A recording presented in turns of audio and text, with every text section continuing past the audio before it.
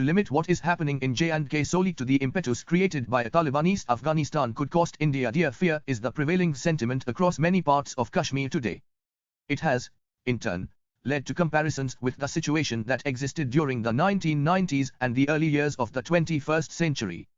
In the past few weeks, several civilians as well as security and armed forces personnel have been killed by terrorists, some of the latter being labeled as hybrid terrorists, though it is not clear what this phrase signifies. Ground realities. A predictable reaction to the situation has been the exodus of Hindus, especially of the Kashmiri Pandits, and of migrant labor, fearing for their lives and their future. Side by side with this, an impression has been created of increasing support to militancy, though it is unclear whether this is indeed the case. However, as in all situations of this kind, it is apparent that impressions often appear more real than actual ground realities. Latterly, Kashmir had managed to stay away from the headlines despite concerns expressed in different quarters about the disciplined democracy being practiced ever since the dilution of Article 370 and the restructuring of the erstwhile state of Jammu and Kashmir, J&K, into two union territories. In the absence of an agile press, it has not been possible to fathom the intensity of protests against the existing order, and whether they constitute a rejection of the changes effected. Incidents of violence have, however, continued.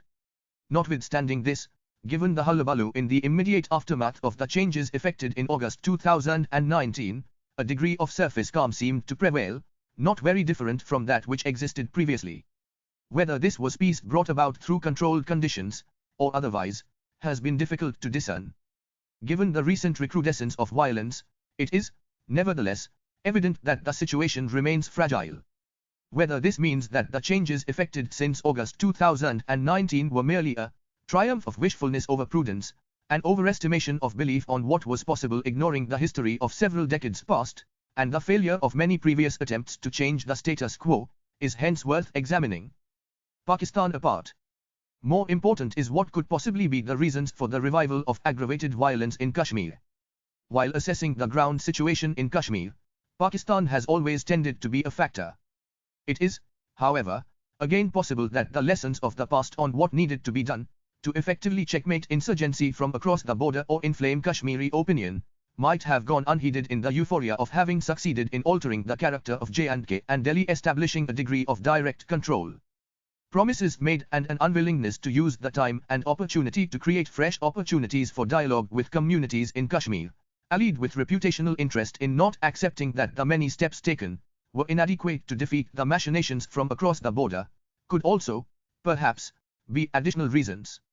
By this reckoning, Kashmir might well seem, in some remote way, to reveal the same attitude as many post-conflict, pre-modern, hybrid societies with mixed populations.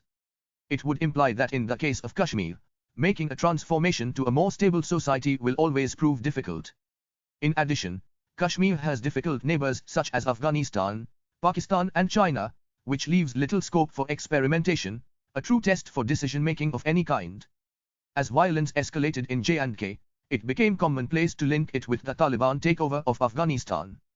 This could, however, be a highly simplistic answer to a more complex situation.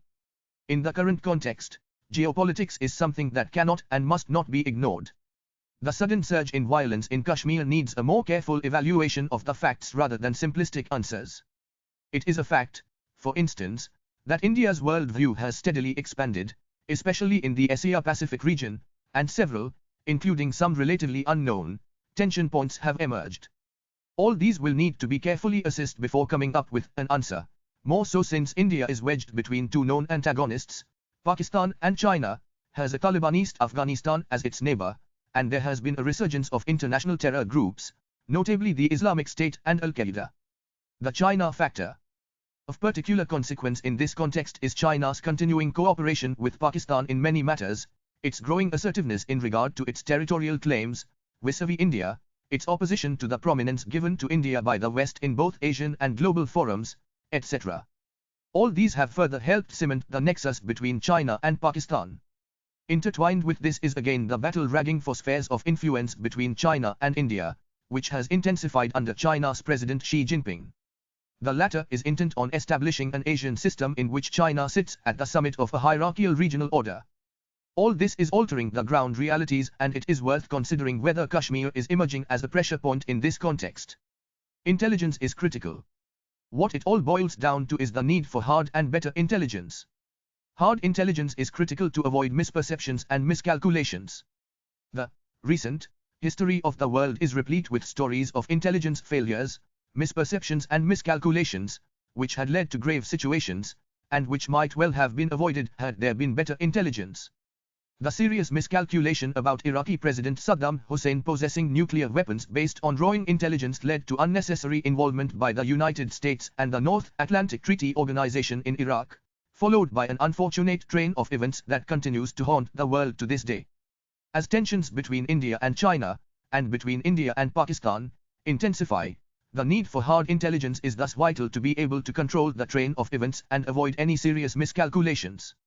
What is common to most, perhaps all, intelligence agencies, irrespective of their degrees of competence, is their limited capacity for imagination, viz.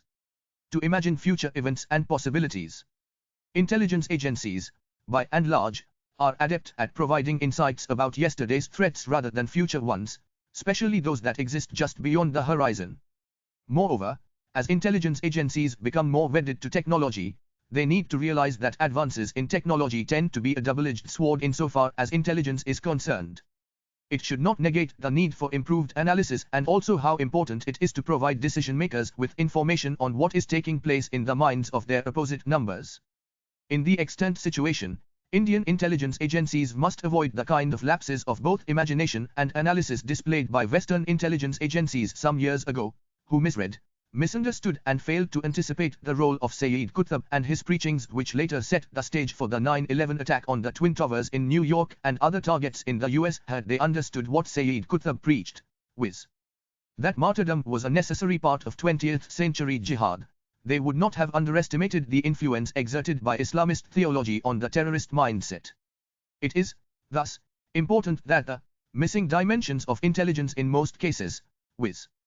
thinking imaginatively and improved analytical capabilities, receive the close attention of India's intelligence agencies. Only then will it be possible to understand the nature of current events as a precursor of future threats. This is important to ensure that they do not ignore signals that may not be all too obvious at this time, and keep chasing more obvious and current aspects. Too narrowly focused intelligence requirements, limited to current events such as, for example, tensions with China on the border, or Pakistan's attempts to push in irregulars and aid the Lashkar and Jaish elements to cross over into India, may prove self-defeating. The arc of intelligence needs to be much wider, and Indian intelligence agencies such as the Intelligence Bureau, the Research and Analysis Wing, as also the National Security Council Secretariat should ensure that they have the necessary capabilities. Linked to this is also the danger of intelligence adjustment, viz. avoiding challenging conventional assumptions, which could undermine their ability to provide a more accurate picture of the larger threat. Today, when India faces problems all around it, to limit what is happening in Kashmir solely to the impetus created by a Talibanist Afghanistan without fully analyzing all the facts could cost the country dear.